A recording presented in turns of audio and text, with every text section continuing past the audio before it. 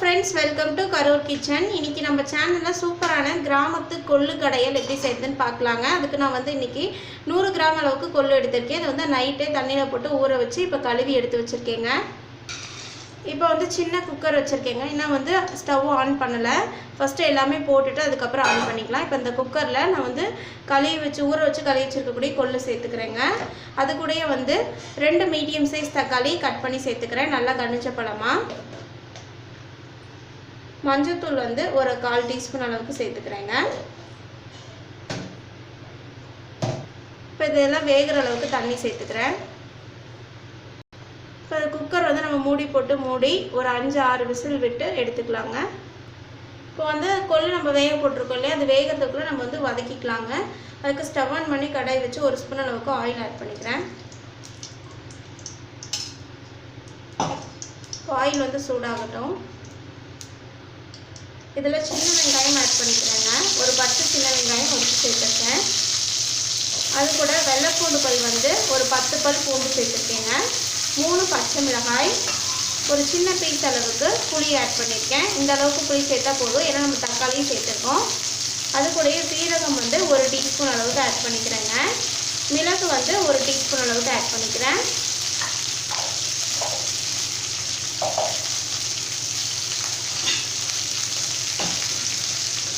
இதில் ஒரு 1/2 டீஸ்பூன் அளவுக்கு வர கொத்தமல்லி ஆட் பண்ணிக்கிறேங்க.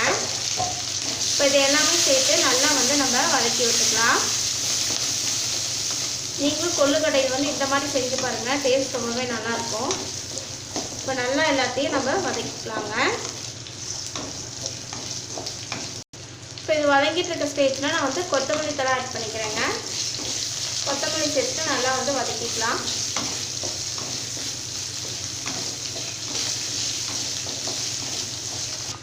இது வந்து நல்லா வதக்கியாச்சுங்க. இப்போ ஸ்டவ் ஆஃப் பண்ணி கொஞ்சம் சூடு ஆறட்டும். இப்போ வதக்கினது வந்து சூடு ஆறிடுச்சுங்க. இப்போ தண்ணி சேர்த்தாமல் ஒரு பிடிச்சி எடுத்துக்கலாம். பாருங்கள், இந்த மாதிரி கொரகொரப்பாக பிடிச்சி எடுத்துருக்கேன். இப்போ இது இருக்கட்டும். அடுத்து வந்து நம்ம கொள்ளு வேக வச்சுருந்ததை நல்லா வெந்துருச்சுங்க. இப்போ தண்ணி எடுத்துக்கலாம். இப்போ வந்து நான் தண்ணி வந்து இருத்துட்டேங்க. இதை வந்து இந்த கொள்ளை வந்து நம்ம கொரகொரப்பாக பிடிச்சோம் இல்லையா, அது கூடயே சேர்த்து மிக்ஸி ஜாரில் போட்டு வச்சுருக்கேன். இப்போ இதில் 1 ஸ்பூன் அளவுக்கு உப்பு ஆட் பண்ணிக்கிறேங்க. இப்போ இதை வந்து நம்ம அரைச்சி எடுத்துகிட்டு வந்துடலாம்.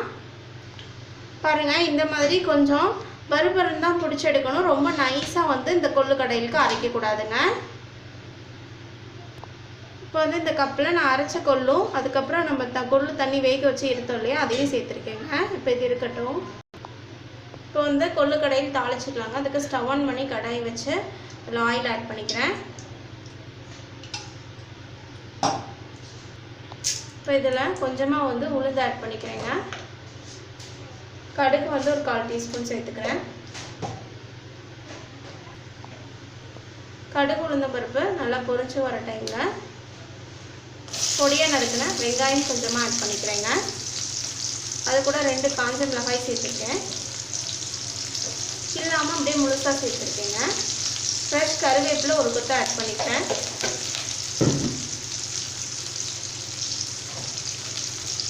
பெருங்காயத்தூள் வந்து கொஞ்சமாக ஆட் பண்ணிக்கிறேங்க. இது எல்லாத்தையும் சேர்த்து நல்லா கொஞ்சம் வதக்கிக்கலாம்.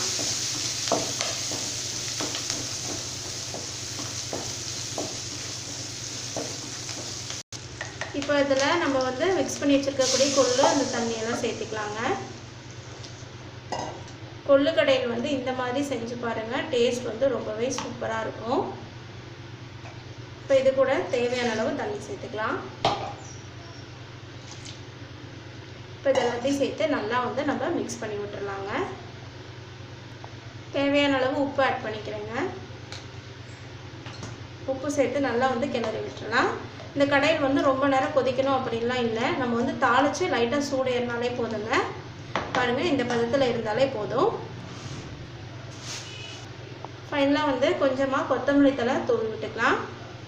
தூவிட்டு நல்லா கிளறி விட்டுறலாம். அவ்வளோதாங்க, நமக்கு சூப்பரான கிராமத்து கொள்ளு கடையில் தயாராகிடுச்சு. இந்த ரெசிபியை உங்கள் வீட்டு கிச்சன்லேயும் மறக்காமல் ட்ரை பண்ணி பாருங்கள். ட்ரை பண்ணி பார்த்து பிடிச்சிருந்துச்சுன்னா எங்கள் கரூர் கிச்சன் சேனலை லைக் பண்ணுங்கள், கமெண்ட் பண்ணுங்கள், சப்ஸ்கிரைப் பண்ணுங்கள். அப்படியே கூட இருக்கக்கூடிய பெல் ஐக்கானையும் ப்ரெஸ் பண்ணிடுங்க. அப்போ தான் நாங்கள் போடுற வீடியோஸ் உங்களுக்கு உடனே வந்து சேரும். இந்த வீடியோ உங்களுக்கு பிடிச்சிருந்தா ஷேர் பண்ணுங்கள். தேங்க்யூ.